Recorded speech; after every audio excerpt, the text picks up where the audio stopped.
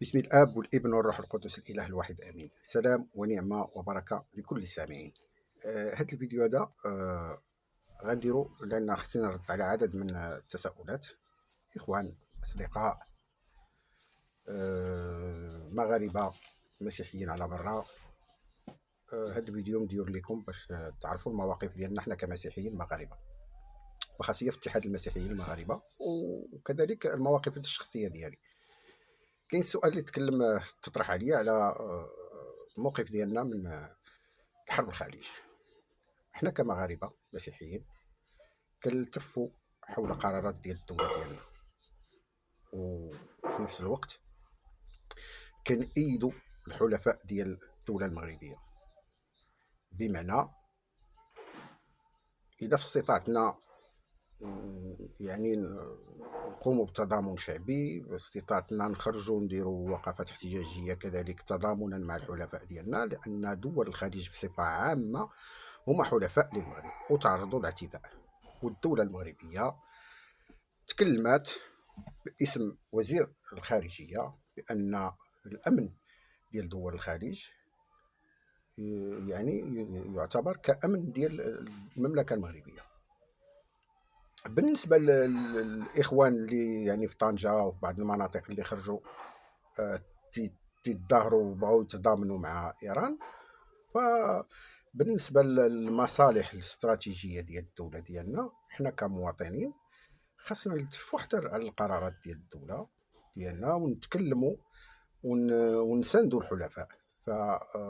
فهذه يعني هذه من الاخلاقيات ديال المواطنه.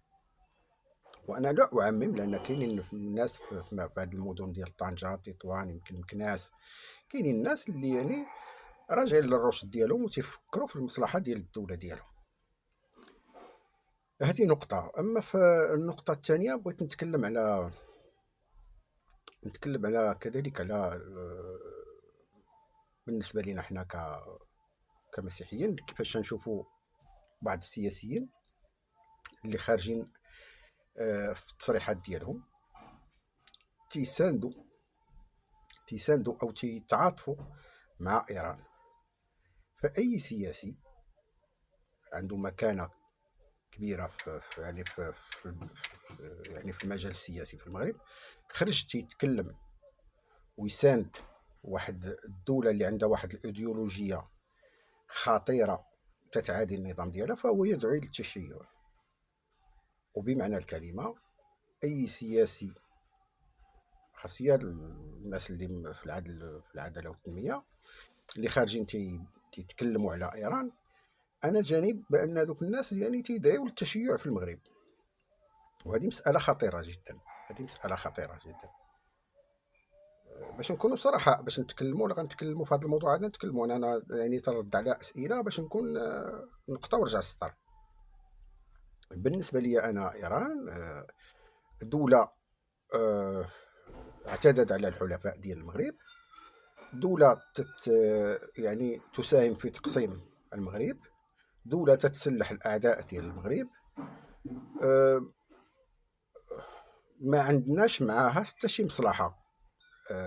كل ما تتجري هاد الدوله دي يعني كاع الاعمال اللي تتقوم بها هي اللي يعني لتقسيم المغرب ولاطاحه نظامنا في المغرب وباش تخلق واحد الفوضى، وفي نفس الوقت تتساند واحد الايديولوجيه خطيره جدا اللي الاتباع ديالها الان في عدد من الدول من الفوضى وتتسناو هذه الفتره، هذه المناسبه هذه اللي كاينه الان ديال الحرب. كما تعرفوا بان دول الخليج تعرضوا الاعتداء يعني سافر جدا بزاف. كاع ايران ضربت الامارات ب 500 وشي حاجه ديال الصواريخ في هاد 38 يوم.